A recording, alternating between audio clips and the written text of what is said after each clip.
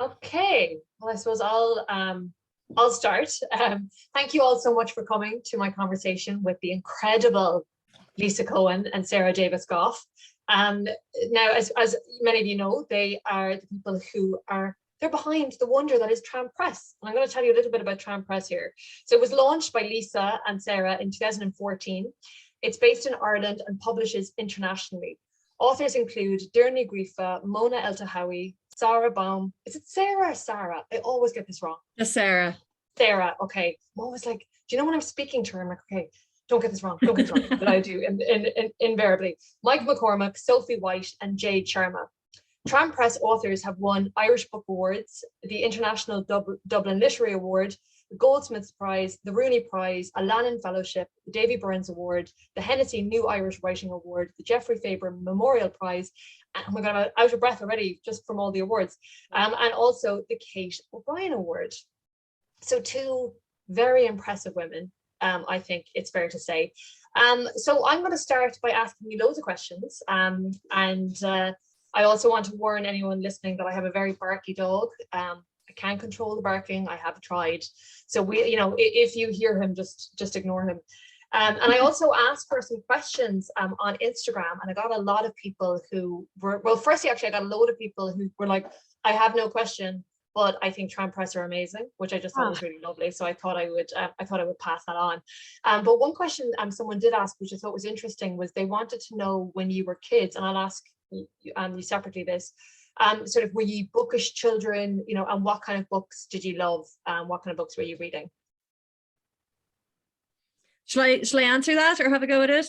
So I was a really sickly child. I had to have part of a lung removed when I was, about 3 or 4.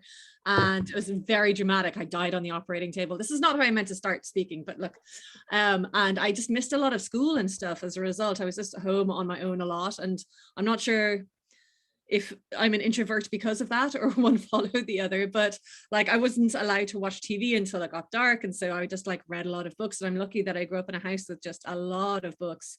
But not most of them weren't children's books. And so I was just reading weird stuff that my grandmother had collected, who's an American, from all over the place. So it was like, Valley of the Dolls and things that I wasn't really understanding.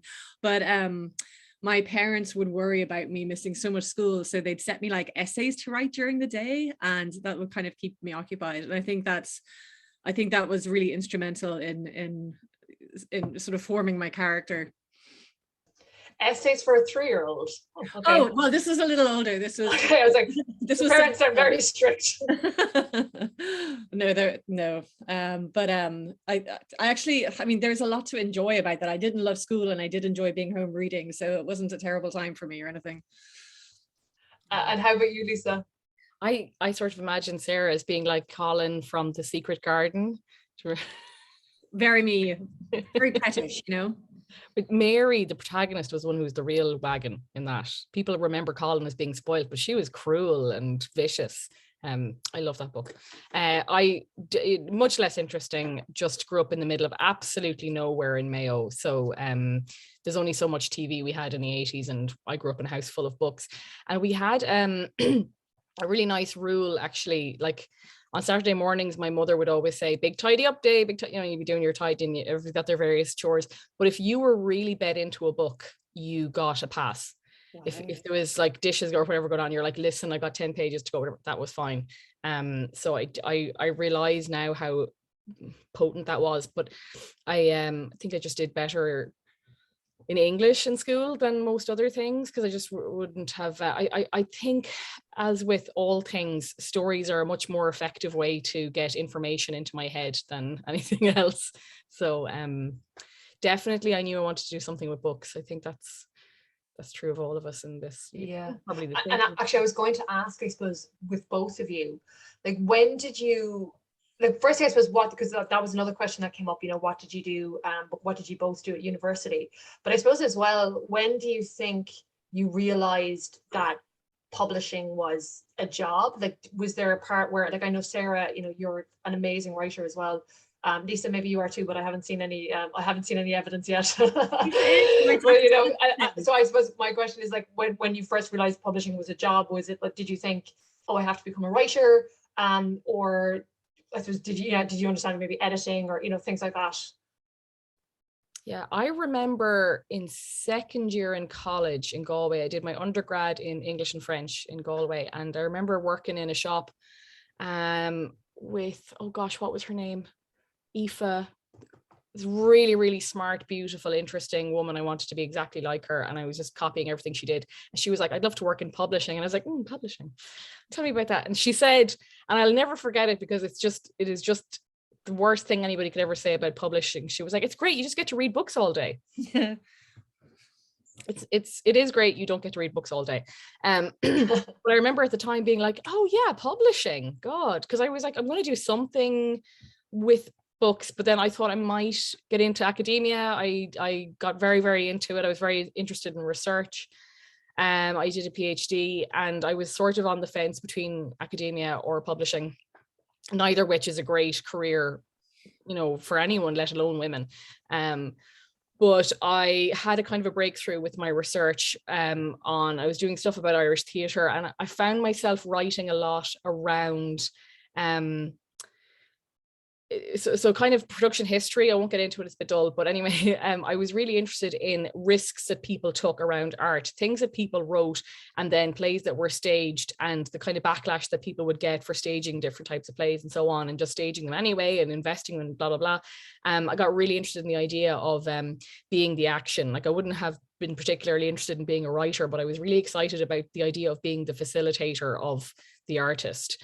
So I found I kept saying things about these guys were great, they took a risk. These guys not so great, didn't take a risk. These guys not trusting of it. And I thought it would be much more interesting to be the person in the risk taking than to be commenting on it. And it's much easier to create a place for yourself in publishing than it is in academia. I mean, nobody's going around setting up universities except for Trump. So here we are. It took me a really long time to figure out that publishing was a thing. Like I was very stupid growing up. And it wasn't until I was, I left school at 18, obviously, and just kind of traveled around for a long time, kind of trying to figure things out. And I eventually went to college in the States, in Santa Fe. It was gorgeous. I went to this like very small, very odd liberal arts college. And in my last couple of years there, I was hired as a teaching assistant, essentially, to help my fellow students write their essays. And something just kind of clicked for me, and I was like, oh, everything makes sense now. This is the kind of thing that I should be doing. And so from there, I just applied for a Master of Arts in Publishing at Oxford Brookes University, and which I find more or less useful. But one of the things that they did for us was set us up with internships. So I got to go and work with Continuum in New York for a while, and with Penguin very briefly in the UK. And that's how I kind of got started to try and get a foot in the door. As Lisa says, like, these aren't good industries for women. I'm not sure what is a good industry for a woman, should they wish to work, which, but can I ask you, actually, I was going to ask you, Lisa, sort of what you meant by that, and I'd love to hear both of you, maybe give your... Yeah, I mean, I've never experienced sexism, so I would like you to explain it. Well, academia is very... I heard a great comparison was, I think it might have been in the Chronicle of Higher Education, but maybe it wasn't on reflection, but we'll see. Somebody said that academia is a lot like the drug business, the drug trade, because it's a pyramid. There are people at the top who are very successful. And a lot of work is done by the many, many people at the bottom who all engage in this kind of magical thinking, like I can be the guy at the top, but there's a huge amount of attrition. And there are people who just work away for years and years and years, and it's just short contract after short contract after short contract, and they never really take off, or it takes off for them and they have a corner office in Berkeley or whatever. But in the early sort of, say the 70s, you'd get a lot of guys being like, well, I finished my PhD, and then I had a conversation with a friend. I was staying in his villa, and then he offered me a job in whatever university. It's much harder now. It's really... so for instance, like if you finish your PhD, if you don't get a job immediately, it becomes more difficult to get a position the longer you go, because they tend to want to hire people straight out. There's a lot of stuff that's incompatible with, say, having a family, and the way that women tend to take the majority of childcare, for example. It's very, very hard to be a young woman, get married, have kids or whatever, and have a career. And there's just also just good old-fashioned sexism just rampant. And then I just be into like anecdotes about that, which nobody needs to hear.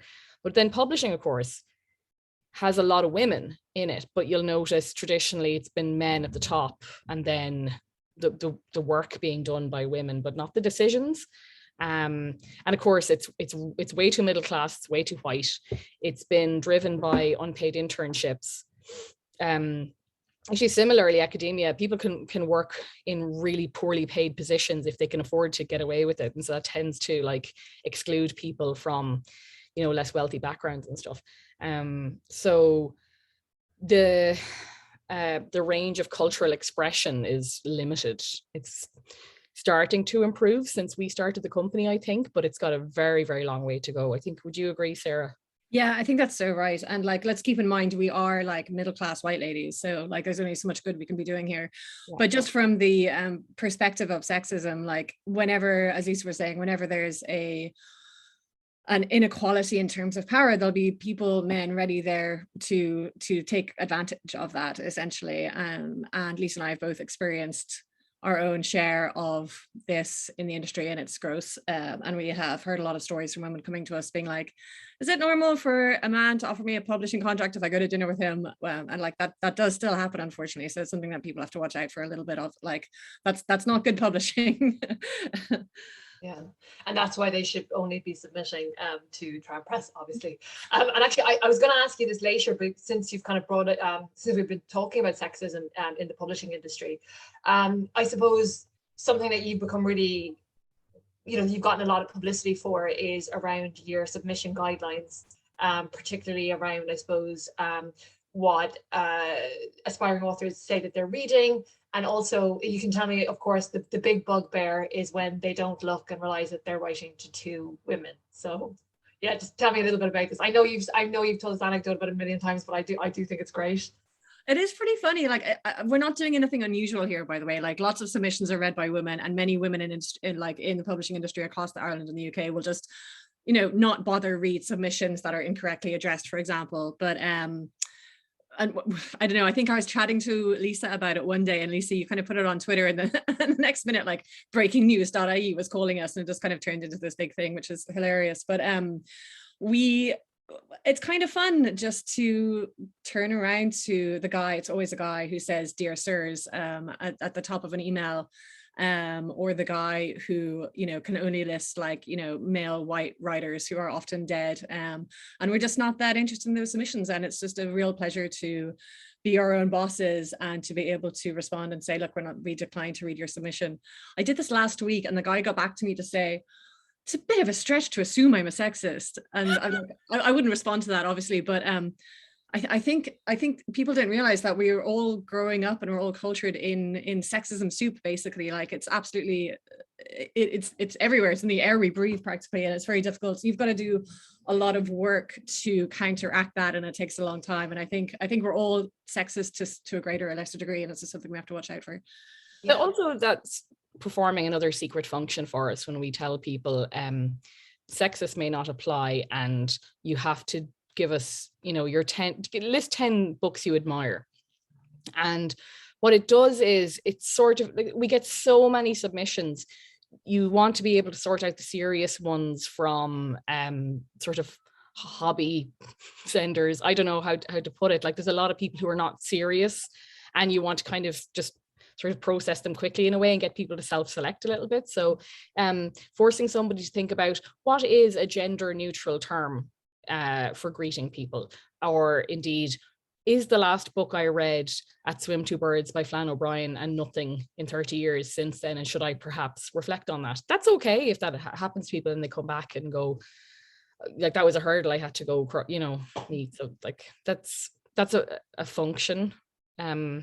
And by the way, if I can interrupt for a sec, like, that's kind of a hurdle we all have to accomplish for ourselves sooner or later. I mean, publishing, as we said, it's very white, it's very middle class, and there's the kinds of books that publishing works with usually. So you do have to kind of take note of what books you've been reading and go out and seek down some diversity. And, you know, you have to sometimes work a little bit to get those alternative perspectives to your own. And that's a really healthy thing that we all need to be quite active in, I think. Sorry. Yeah.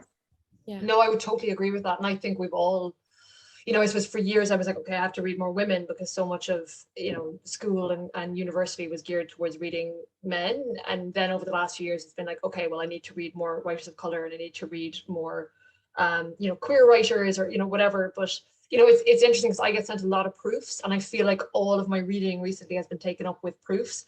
And then I was looking at them going, God, 95% of these are white women. Like, it's just, anyway, I won't go on. And another question that came up, which I already know the answer to, but I do like this story, is when did you two meet? I feel like you're a couple and I'm like, guys, when did you meet? When did you fall in love? It only gets weird when I mistake Lisa's husband for my own. I literally call him Ed sometimes. It's a bit weird. Sure, they all look the same. So we're in a nightclub at 3 a.m. No, so we were both doing I was doing an unpaid internship. Well, no, there was a stipend at the end of it. There was a couple £100 at the end of it. I was doing an internship and Sarah was covering somebody's sabbatical. The boss wasn't around a lot of the time, so we sort of ran the place like our own personal fiefdom for a summer, which was great. And it started out with a conversation that was like, when we have our own publishing house, we should do this and this, and we won't have a broken sink, or we'll do this, that and the other. We're not sure who started it, but it snowballed really quickly. Like, if we had our own publishing house, wouldn't you publish fewer books and do it really well? Wouldn't you do this and this and so on? And so then we started having little meetings outside of work about it, and it just took off from this. That was the end of 2012. We spent all of 2013 prepping, and then we launched the company in 2014, and here we are. And in launching it, I think we wanted to do a few things differently. Like, as Lisa says, if we were sort of looking about us at the time, we both had a certain amount of experience in publishing by then, and publishers generally tend to buy up quite a lot of books, even if they are fairly small, just like two or three person operations. You might publish anywhere between 10 or 30 books a year, and you just fling them all out, throw them at a wall, hope something sticks. And that's not great for the quality of stuff you publish. It's not great for, it's not really fair on readers either. It's not fair on the authors involved because they're not really getting that kind of time and attention that they deserve. And you're just on a constant scrabble. Like, publishing isn't particularly complicated, but it is a lengthy process that needs time and care and attention. And we wondered if by turning that model on its head, just publishing a few books that are just of a wonderfully high quality, like just world-class literature, and just like really savoring them and enjoying the publishing process, and really just ensuring that no opportunity was missed as part of that process. We wondered if that would work, and we got funding from the Arts Council, which really does help us, and we wouldn't be able to operate in the way that we do without that kind of support. But yeah, it's been working. It's a weird little experiment. Yeah, I think you can say it's been working all right. Yeah. And I suppose the fact that you discovered, I don't know if I should put it this way, but that you discovered Doireann, that you found, you're responsible. I hope Doireann is really grateful to the two of you. No, but like that you were the ones who, I suppose, fished it out of the slush pile. That was Sarah, not me. I can't get any credit for that. So I joined, and this is not a Tramp Press publication. This is previous iteration. But anyway, it's easy now. Like, everybody's really excited about the new Doireann. I was only just showing off my proof. Isn't that gorgeous? Beautiful. Everybody's like, oh, I must get my hands on the new Doireann. But when he hadn't been published yet, it wasn't obvious. It's never obvious when you're throwing around manuscripts and PDFs and things. And Sarah was saying to everybody, you have to read this. I'm going to send you the PDF. This guy is amazing. This book is terrific. And, it's going to come out. It's going to, and she wasn't doing like it's going to be massive, but just, this is brilliant. You should read it. And it was not at all obvious at the time. And it seems so obvious now. And the book came out and it was a sensation. And he was longlisted for the Man Booker Prize. And that dovetailed very nicely with our launching the company. And I think that was really fortuitous, I suppose. Yeah, we got really lucky there. That was fantastic. And like, Donal is just the nicest man in literature. Like, what a great guy. So that's lovely. Yeah, but it was lucky though. It was great. It was really good to be able to say, look, Sarah's taste is solid gold. She's always right. She's always right about books. If she tells you a book is good, you should fucking believe her. Sorry, that'll be my one swear for the whole thing. It's ruined now. I'm working so hard on it. Like, I suppose if someone came to me and said, "Are you interested in setting up like a publishing?" I would be like, "No, that sounds really scary." I'm like, yeah, I suppose like there's two parts to this, and I suppose Sarah, you answered a little bit of that, but like, I suppose why did you decide to do that? Was it really scary? I mean, I suppose how many years? That's 8 years. Is that 8 years ago now? So, and pre-children and things like that. So maybe I presume, maybe I don't know. Was it easier then? But also, I suppose, what is your ethos for Tramp Press? But I think Sarah, you kind of answered that a little bit, but. Yeah, I mean, I think our ethos is just to publish quality and publish it really well, and to let quality be the deciding factor in at every step of our sort of business process, and that's very easy. But I don't know, in terms of it being scary, like, it wasn't really, like, any idiot can set up a business. It's not like, that's not difficult, but also like it's funny how large a part that privilege plays a function here for me. Like, I come from a wealthy like family who could support me if I failed. Like, I was never not going to be with a roof out, like, I was never going to starve, you know. And not just that, not just the fact that there is a blanket there for me, or a safety net, that's what they're called. Apart from that, like, I sort of grew up with the idea of my own specialness absolutely inculcated in me. So, you know, there was never any doubt that I wouldn't be like flying high and succeeding, which is pure nonsense. I'm a thoroughly mediocre person at heart. So it really is just about like what. You are not mediocre. Don't do that. Oh, Sarah, come on now. A brilliant author, and also, like, you know, co-owner of one of the most exciting publishers in Ireland. I think you're doing okay. Oh, absolutely. Listen, we're doing great, but like, I just want to add to that. I think Sarah's point about privilege is really important. However, I would like to say, during that year we were setting it up, we were both working, we're both doing nixers and jobs and so on. No, we didn't get bailed out by Sarah's family or mine or any, you know, we just worked really hard from a position of privilege, don't get me wrong. But for us, I think as well, a reason why there wasn't fear as such was because we couldn't get jobs. There were no jobs in publishing. Nobody was hiring us. And it was not for lack of applying for jobs, but they weren't to be had. And I did temporarily get a job in a real publishing job with a pension and everything. And I was very lucky because it was like a proper job and well paid and everything. And I was so unbelievably miserable.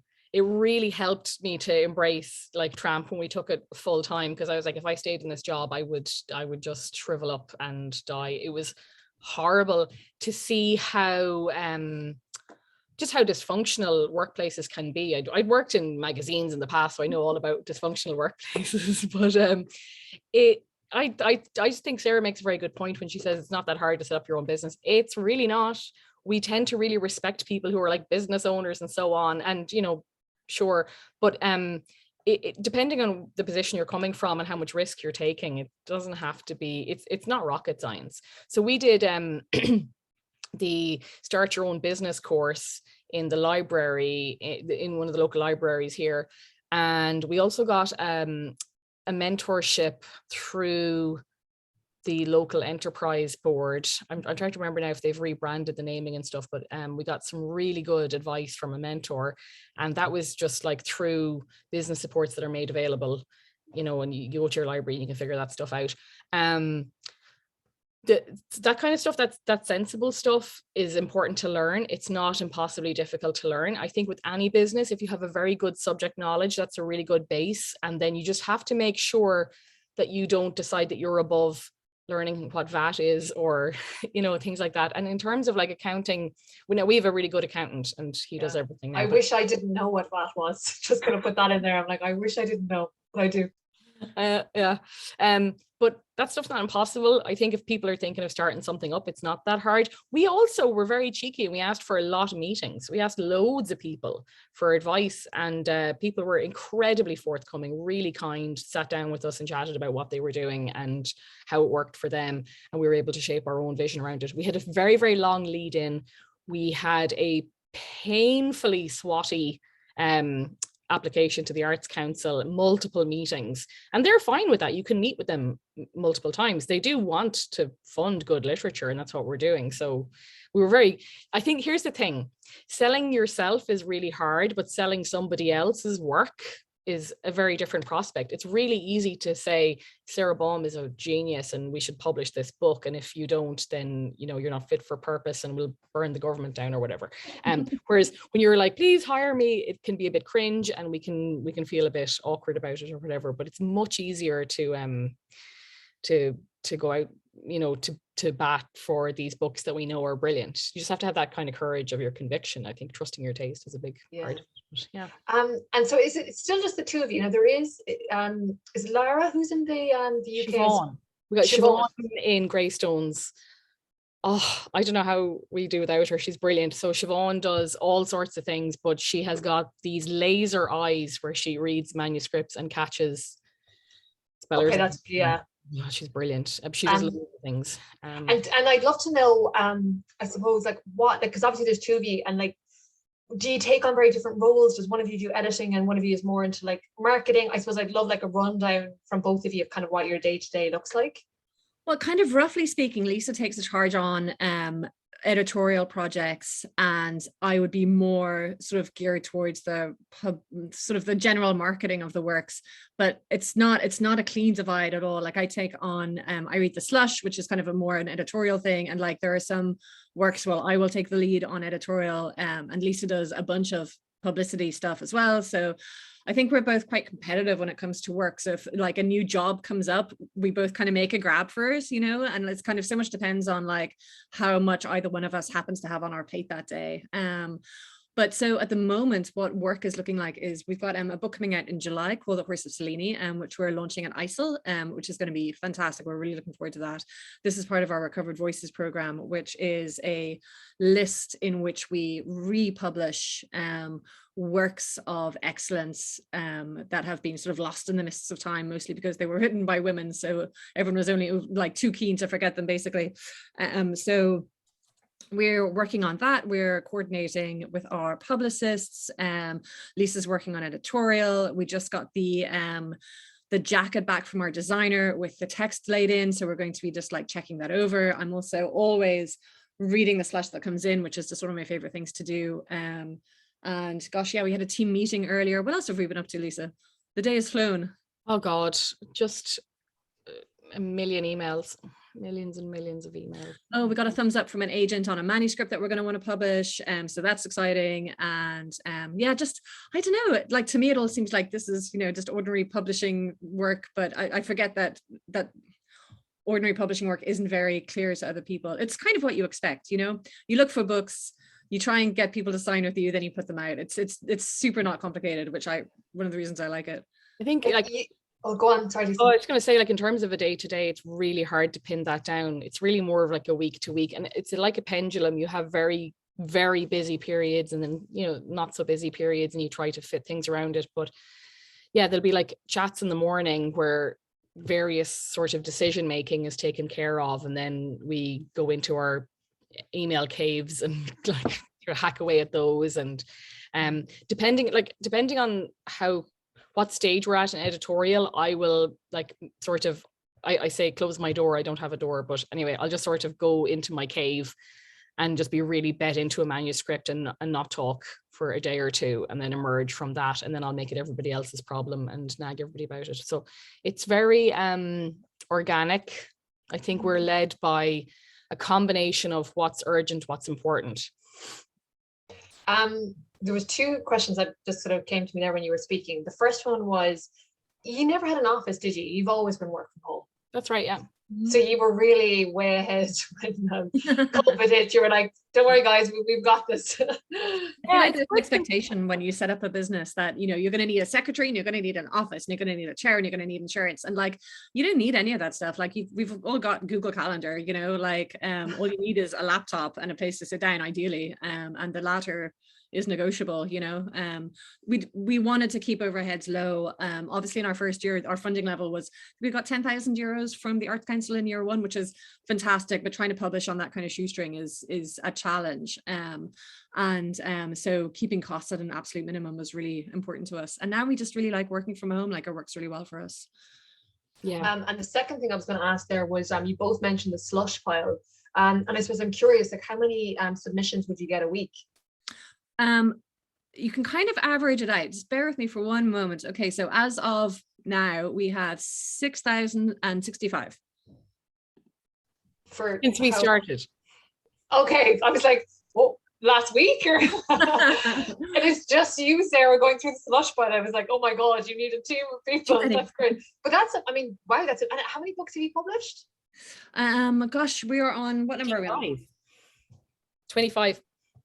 Wow, God, yeah. I mean, that is like, you know, you're very, very selective would be what I would obviously, you know, I mean, that's very obvious after. And I suppose the thing is, as well, as like, you have been enormously successful. You know, I'm as part of the Maynooth writing residency, I've been giving a creative writing class.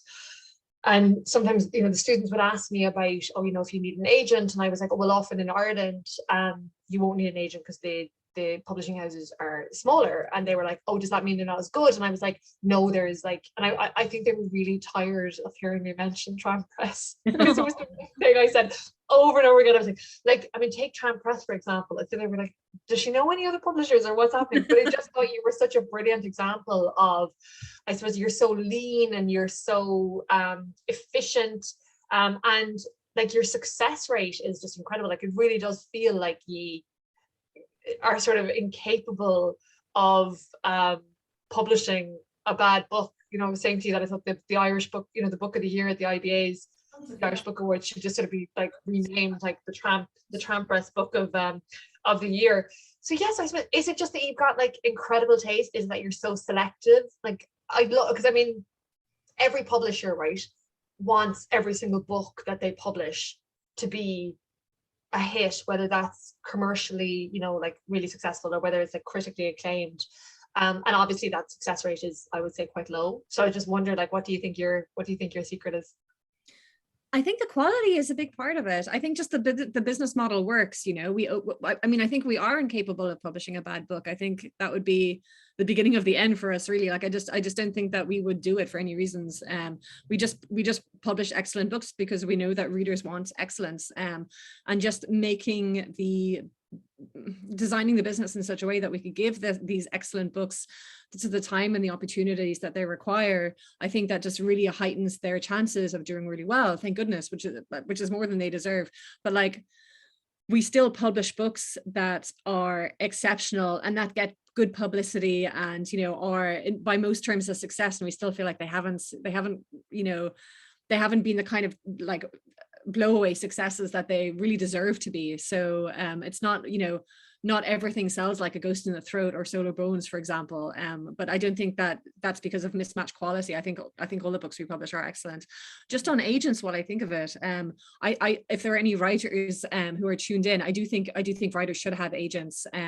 It's just really nice to have someone else on your side. I think every publisher really is pretty like honest about contracts, but even still, agents can often, you know, get a few quid extra in their advances. They have great relationships with editors. Like, there's a lot that like a good agent can do for you. So I think that's always worthwhile.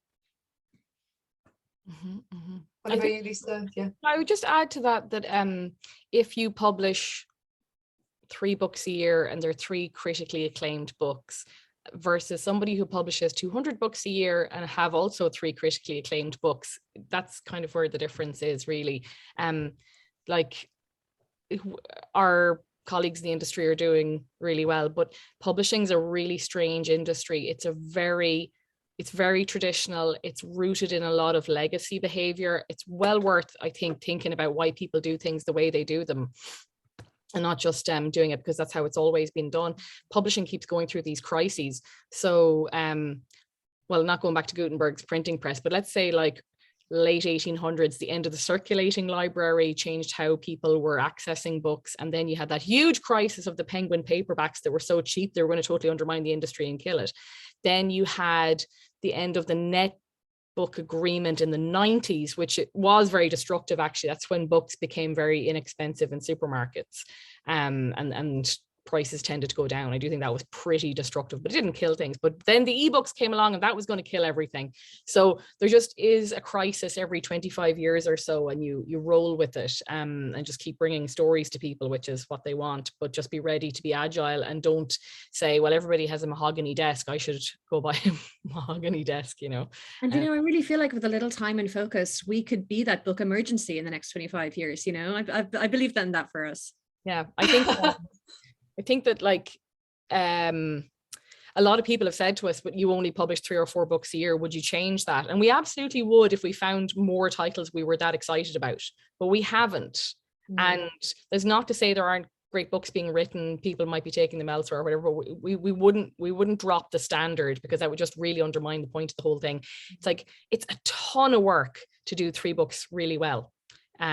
So increasing the workload for books you're less passionate about would be really strange. And I think we've all had a day when work's been going badly. We've all had a day when you're exhausted, you're slogging along, and you think to yourself, this is rough going. But I've had it in previous jobs where I'm like, and I'm editing this stupid manuscript by this plagiarizing lunatic and blah, blah, blah. Whereas a Tramp, everything we're working on, you're like, this is brilliant. This is so energizing. This is so inspiring. I've never had a bad day editing a book here. I'm always like, this is incredible.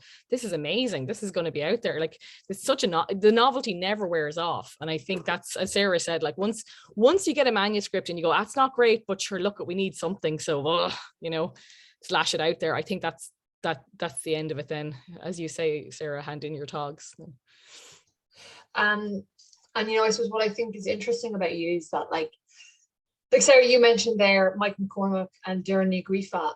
And I think those are perfect examples of 2 books that if I'm sure someone in a traditional publisher would look at and say, well, this isn't going to sell anything, you know, and, you know, because you have one book which is about a very obscure poem, and you have another book that is one long sentence. Like, do you know what I mean? As in, I suppose that is something that I think a traditional publisher would probably pass over. But I guess that's part of what you're saying about being agile and having that like real independence to make your own decisions and not kind of have to answer to someone else, that you can take risks on those books that you're like, no, this is brilliant. Yeah, we're very lucky we don't have to have argument. We save a lot of time not having to argue with a boss. Do you ever argue with each other? Like, what's the vibe there? Never have we ever disagreed on a single topic in our lives. Actually, I'm not sure if we have. We don't really, because, and you mentioned, Louise, having I don't, did you call it an artistic policy, but like a sort of a core guiding principle for the company. We agreed on that in the beginning, and all decision making really arises from that. So when we come to something that we're maybe in disagreement about, that always kind of guides us. But those disagrees are so incremental though, or rather they're disagreements of degrees. Like I will be mad about something and Lisa will think it's good, not great, or vice versa. You know, it's never like I think something is shit and she thinks it's excellent. Like our tastes are very similar. Yeah, we're very lucky there actually. If we had a manuscript and you were like, this is brilliant, and I thought it was bad, I'd have such a crisis of confidence. I think same. Lose my mind. At the same time, I have like huge trust and faith in Lisa and her taste and her abilities. Like if she's excited about something, like I'm going to be excited about it too, you know, and that's lovely. It's like, and that's really rare. Yeah. I feel like you're like the Gail and Oprah of the Irish publishing world. So I suppose, what are you looking for next? If for anyone who's watching and is kind of interested in submitting, like what, you know, is there something that you're particularly like, oh, we would love more of this, or there's a certain type of story, or is that too difficult to I suppose just to narrow down in that way? I always want to see something that we haven't seen before, and I think this is probably true of everything we've published. You know, we've seen stuff on the page in all of the work that we've put out that is in some way fresh or new, whether that's through subject or through style. Like I think like we do publish men, contrary to popular perception, and like there's so much for men that I would like to see. Like I've got a friend of a friend who's writing about impotence and just like failed sexual adventures, really in kind of a dingy, depressive kind of way, and I think that's fantastic, because I haven't seen that on the page before. So I really want to read things that are tackling something new. I really want to read stuff that's very much that's very like voice driven, and that, you know, no one other than a particular writer could have written, if that makes sense. It's hard to define, isn't it? Yeah, I would always say I just want to see the best of somebody's work, and it is thrilling when execution meets intention. That's what you want to see. So nobody has to write us a vampire novel or, you know, write us a verse novel or whatever, but do the thing that you're going to do and do it well on your terms. You set the rules, and that's where it's exciting for us. You know, don't try reshape something because you're like, oh, well, I had this book about, you know, suburban Dublin, but now I'm going to try set it in rural Kerry in the 1800s, you know.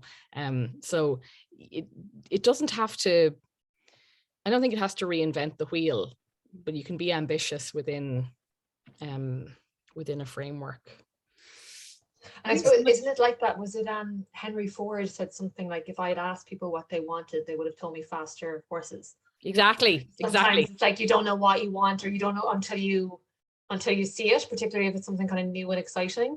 Yeah, I think that's true. And so much of what we do is about trusting the readers out there as well. I think as a reader, I'm not sure what I'm looking for, you know, like I want to go into a bookshop and pick up a book and read the first couple of pages and be absolutely blown away. And I think in a way that's what all readers want. And trusting, I think there's kind of a mutual trust that we'd really love to develop, where, you know, we trust readers to be smart and to, you know, not be afraid of an occasional challenge and to not be afraid of something that's a bit weird sounding. And if they can trust us to get that to them, then I think that's a really nice relationship that's really worth trying to maintain.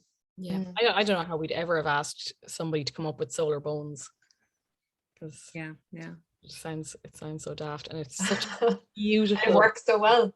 Oh, it's beautiful. It's easy. It just oh, I love it. I love everything about it. I think I've said this about your work as well, Louise. When something is really well done and it's easy to read, it just totally belies how much work goes into it. And I think it's a great achievement. It's a terrible curse as well, because it makes people think, oh, it can't be that hard. Yeah, you do get a lot of that. It's like, oh, I read it in 2 days. My mother is always like, such an easy book to read. I'm like, that took me a year and a half. Like, oh, sit down, didn't even touch the sides. I mean, it's an incredible thing to be able to do. It's really, really difficult. It's really difficult. It's a ton of work that goes into that. Yeah, I really respect hard work and ambition, and you just really have to have the courage of your conviction. I think that you have to say, this is going to be, as Sarah says, voice driven, and we obviously, we have very similar taste. We love voice driven stuff. We love an unreliable narrator. We love a little bit of contemporary Hiberno English. There are definitely themes emerging from the work that we like, but like, you can do whatever you like as long as you do it well on the terms you have set for yourself. You know, and that's not to say like I wouldn't beat your legs over various like grammar and spelling issues, but that's only housekeeping. Because I was going to ask you, I suppose, if you had any advice for aspiring authors, you know, like I suppose, Lisa, from your perspective, as an editor and as someone who is, I suppose, getting submissions, and Sarah, I suppose, also from your perspective as, like, you know, someone who's a really talented writer as well, you know, is there any advice that you would have?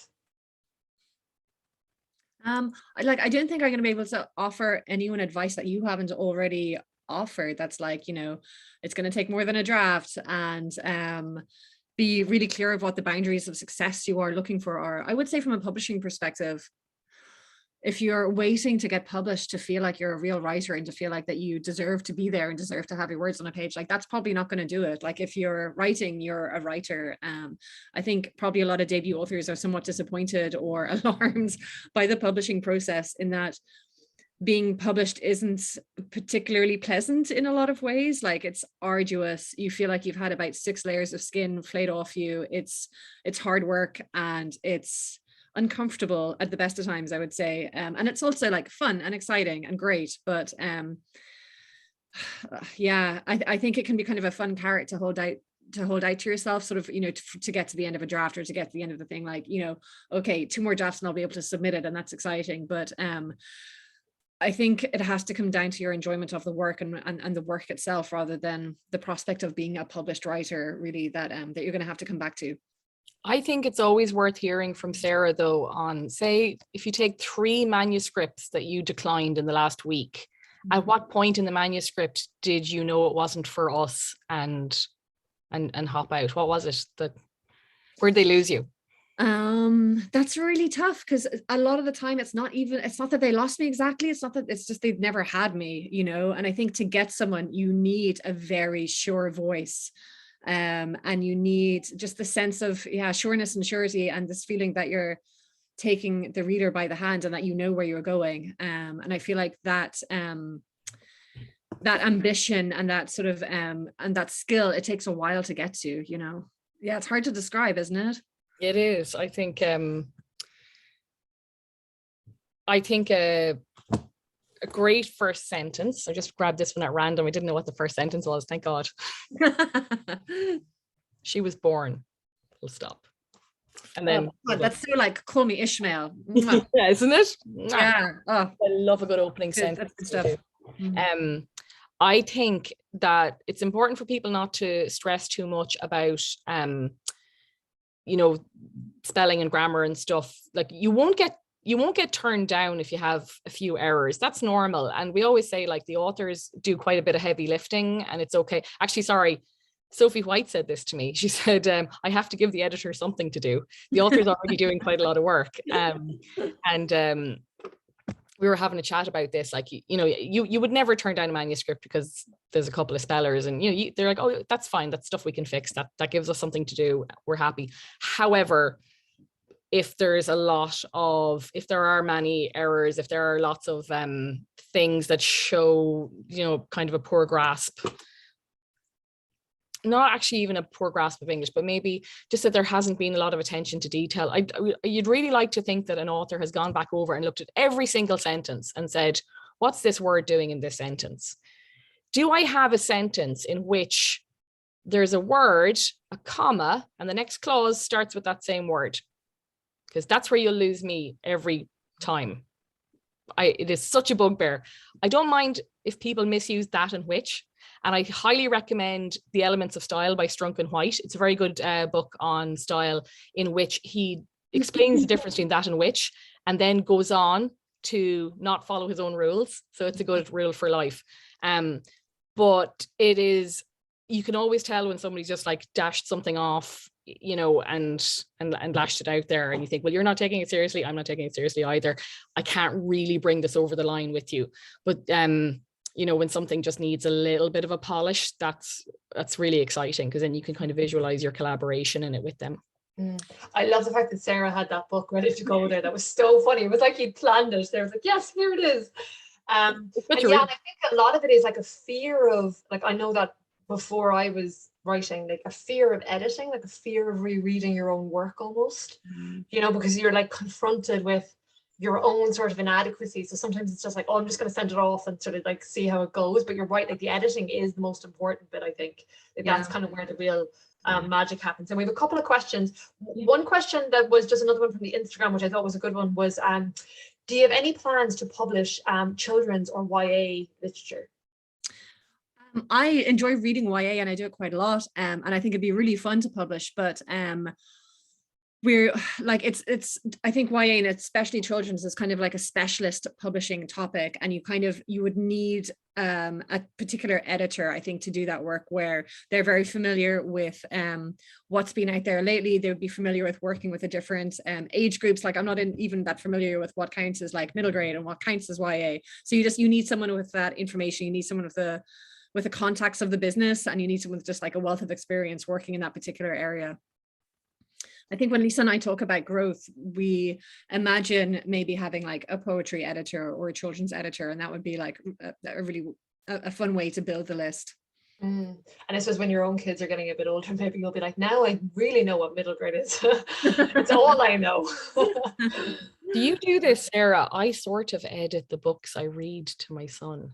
Not like I'm reading them to him, and I might change a word or two where I think they've made a bad choice of word. That's so interesting. Yeah.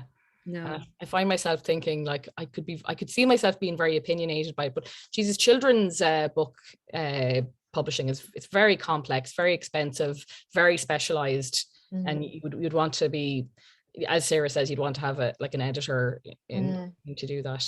I could see you do like something for older, like, you know, like even let's say with my book, like what only ever yours and asking for, like, I could see you doing something maybe in that kind of, you know, like Definitely. for older teenagers.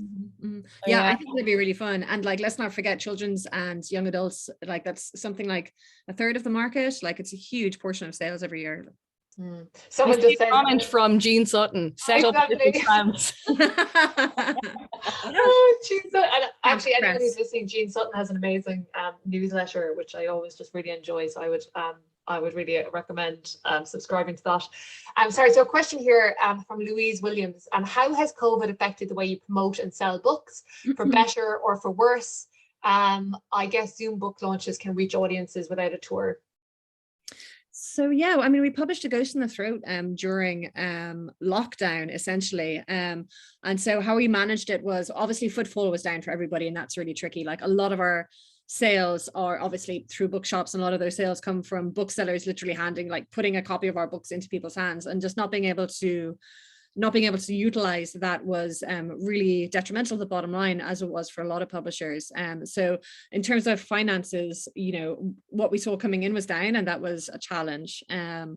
But we were really lucky that we have a great relationship with one of the best retailers in the world, which is Kenny's Bookshop, and having that good relationship with them and having their support in trying to get books out while we were in lockdown was really great. And obviously people were more into buying books and sort of, you know, investing in themselves in that way initially during the pandemic, and there were kind of opportunities there.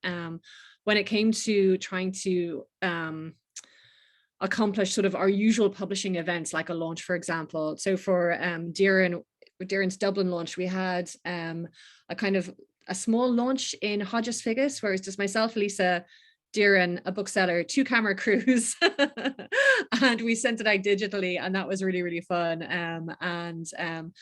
I think something that these times have made clear is how much access has been an issue for people in just attending book events and attending cultural events. And I think in some ways it's been beneficial to see the hunger out there that is for digital events, because people can't get into town or can't get to, you know, a Limerick Literary Festival or wherever for whatever reasons. And so being able to provide that to people has been fantastic. And I think that's something everyone wants to keep doing.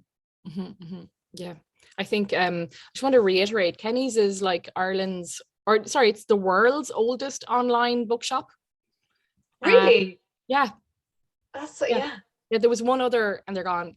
So Kenneth's family run. Gotta say that I remember that at the beginning of lockdown, I had no creche. I was standing in the park. There was a lock on the playground part of the park, and I was just watching my son just trying to play with. He was just playing. He didn't notice either way, but the guards were driving around to make sure people weren't loitering, and I was on my phone trying to be a publisher. It was crazy. And I got talking to Tomas from Kenny's, and he was saying, you know what we're going to really need to do is we're all going to have to like really invest locally. Like booksellers should make an effort to publish Irish authors by Irish publishers, and we'll all kind of sustain each other. And it could be very easy to just put a lot of just sell the David Walliams books or whatever and stationery. But he put a lot of thought into how best to support Irish publishers. There was a lot of stuff behind the scenes there that would be kind of hard to get into, but he's very good on logistics, and he would say just ordering stuff in, making stuff available, pushing stuff, and just smart decisions too. Like because remember Brexit happened at the same time. It was really hard to get books from the UK in a timely fashion, and people were having to have printing done elsewhere. So there's loads going on, and I think it's a shame, I suppose, not to know what was happening behind the scenes. Like Bob from the Gutter Bookshop wore a path between his shop and An Post every day, and he was picking and packing, going back and over. And like booksellers like them they were incredible.